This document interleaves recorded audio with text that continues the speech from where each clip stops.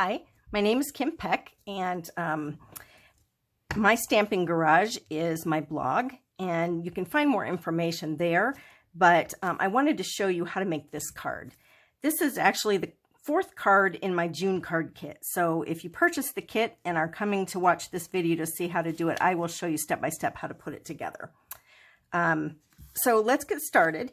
This card actually uses the Majestic Mountain. Let me make sure you can see this. Majestic Mountain set from the annual catalog on page 164. And I used these dies. All of the things here are dies because I cannot sell pre-stamped images. And since this is a kit, I had to die cut things. So it does coordinate with the Mountain Air stamp set on page 16, but I didn't actually use that. If you'll notice, they're not bundled anymore. You can get the dies and you can get the stamp set, but you have to purchase them separately.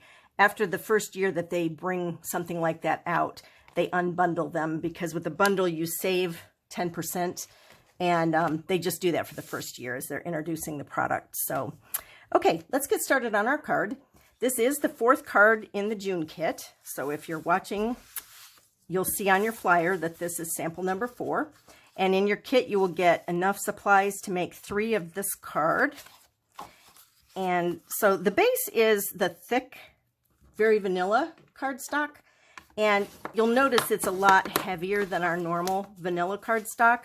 That's so that it's sturdier for the base of your card. But it is important with this thick cardstock that you use a bone folder. Otherwise, you might get a not very pristine fold there. So fold your cardstock in half. We don't need to add an inside piece because it is vanilla, so you can write right on there. The first thing I'm going to show you is with this piece, you're going to just tear the edge of this to get kind of a rough edge so it looks a little more like water. So I'm just going to tear, and I tend to tear toward myself. That way I get that nice feathered edge on the front of my piece of cardstock. So there's that piece. And then I'm not going to layer that down yet because I want to start with my other pieces first. So I have a crumb cake set of mountains and an early espresso set of mountains.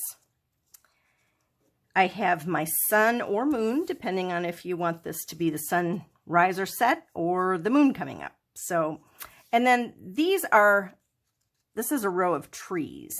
And this is out of our soft succulent. It's one of the new in colors. And with the trees in that set, I use the Evening Evergreen, which is also an in color. I love this color. I've used it so much already. I can tell I'm going to go through packages and packages, especially around Christmas. And then this is supposed to be a cloud in the set, but I'm using it as a little rock or island in the middle. This card reminds me of Lake Tahoe. There's a little island like that in Emerald Bay. So that's kind of where I got the idea. So, and I have had a lot of requests for masculine cards, and I'm with you. I need them all the time for birthdays and things, and the flowery cards just don't do it.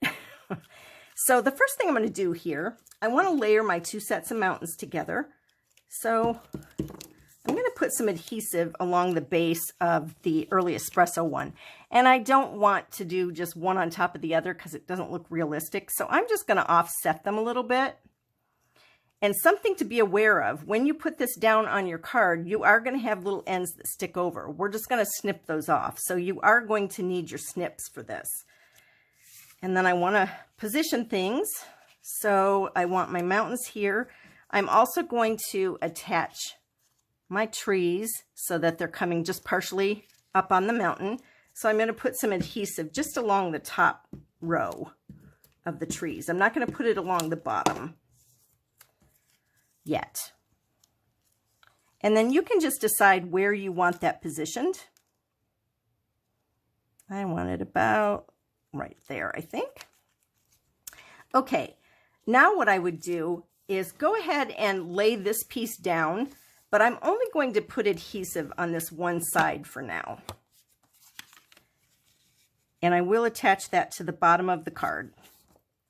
Now I can position this where I want it, and I'm not running into adhesive here. So I'm going to put it right about there so that my trees are still standing up, and yet you can see the water and everything. So I'm going to go ahead and put adhesive here.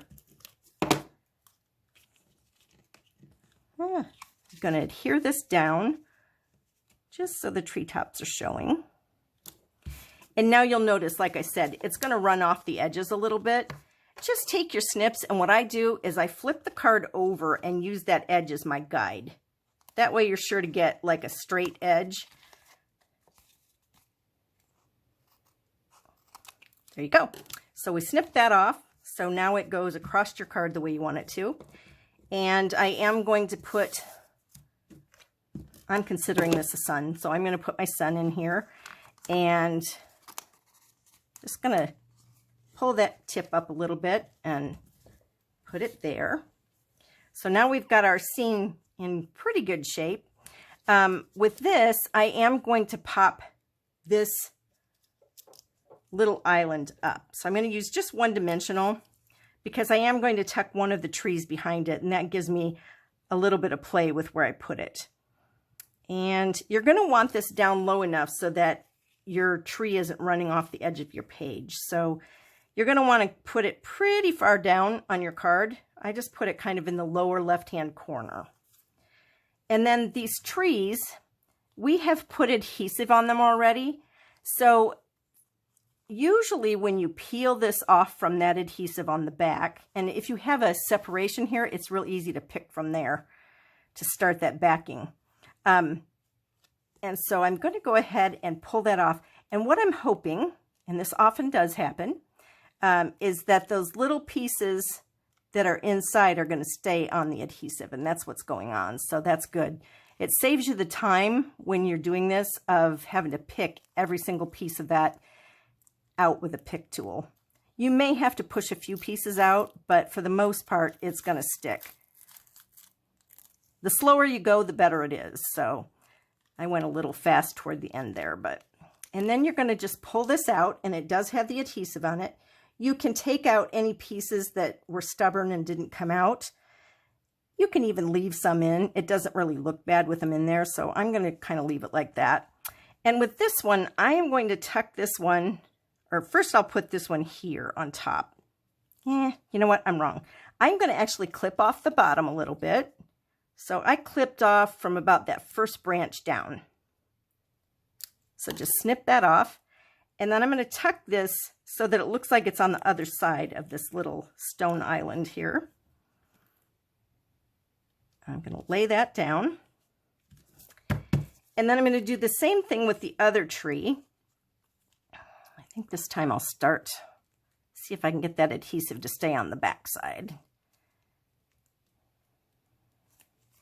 That's often the hardest part of that, is just getting that adhesive backing started. There we go.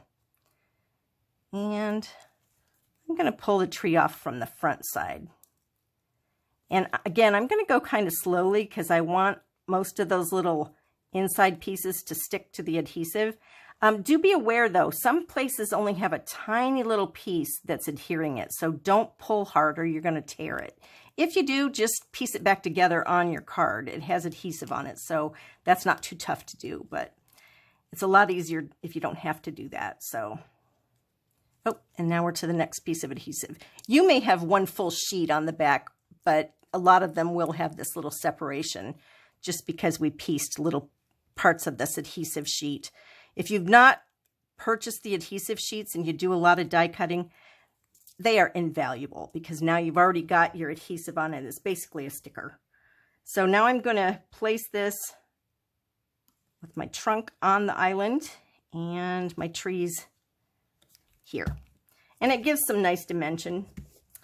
And I overlap them just a little bit. So there are our trees. And then the last thing we're going to do is put on our saying.